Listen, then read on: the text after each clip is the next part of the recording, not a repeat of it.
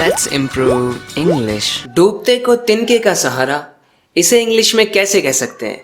दोस्तों, मैं इसी तरह के कुछ हिंदी सेंटेंसेस का इंग्लिश ट्रांसलेशन आपको बताने वाला हूँ, जो काफ़ी बार लोगों को बहुत कंफ्यूजिंग लगते हैं और बहुत मज़ा आने वाला है आपको इस वीडियो को देखने में। यकीन मानिए फ्रेंड्स, मैं आपको बहुत सी कमाल की हिंदी की बातों का इंग्लिश ट्रांसलेशन करना सिखाने वाला हूँ। आप बहुत अच्छे से उनकी इंग्लिश बनाना सीख जाएंगे। जैसे इसको देखिए, डूबते को तिनके का सहारा, तो इसके लिए इंग्लिश में एक इक्विवेलेंट इडियम है, a drowning man catches at a straw. A drowning man catches at a straw, ऐसे इसे कह सकते हैं। उल्टा चोर कोतवाल को डांटे, वाह, उल्टा चोर कोतवाल को डांटे। इंग्लिश में एक इडियम है जो इसके मतलब के हिसाब से ठीक बैठता है। हम कह सकते हैं the pot calling the kettle black.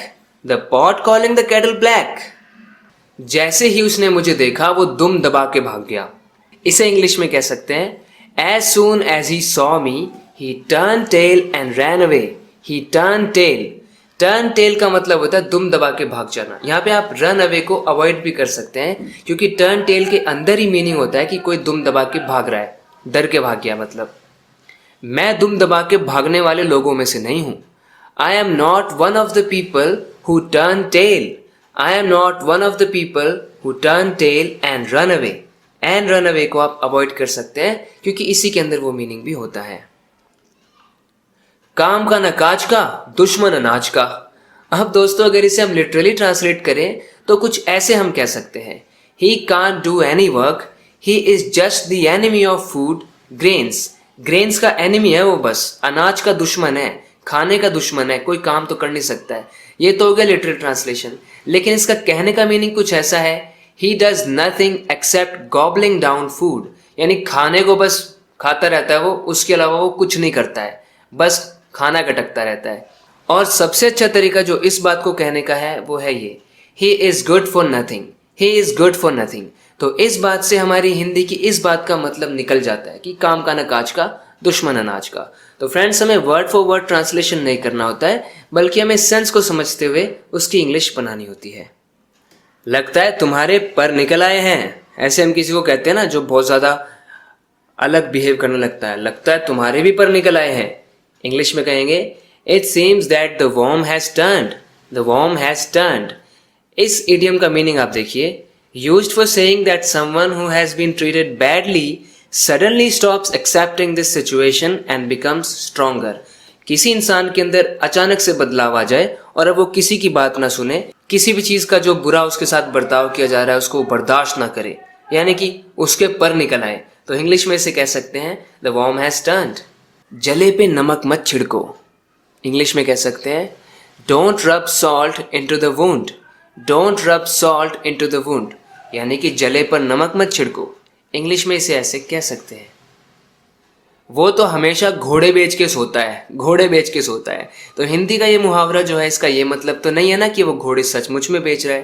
कहने का मतलब है बड़ी गहरी नींद में सोता है वो हमेशा। इंग्लिश में कह सकते हैं ही ऑलवेज स्लीप्स लाइक अ लॉग। ही ऑलवेज स्लीप्स लाइक अ लॉग। स्लीप लाइक अ लॉग यहाँ पर इंग्लिश में एक इक्विवेलेंट इडियम है इस बात को कहने के लिए। लॉग का मीनिंग जहाँ पे होता है जो पेड़ की लकड़ी से जब हम काट लेते हैं बहुत बड़ा सा लकड़ी का टुकड़ा, उसे लॉग कहते हैं। तो इंग्लिश में कुछ इस तरह से बना है, जैसे वो लकड़ी का टुकड़ा पड़ा रहता है वैसे ही वो पड़ा एकदम। हिंदी में हम कहते हैं वो घोड़े बेच के सोता है एकदम। ही ऑलवेज स्लीप्स लाइक अ लॉग, या फिर ना ही ऑलवेज स्लीप्स लाइक अ बेबी, ऐसे भी कह सकते हैं। वो तो इस वक्त घोड़े बेच के सो रहा होगा। कहेंगे he must be sleeping like a log at the moment.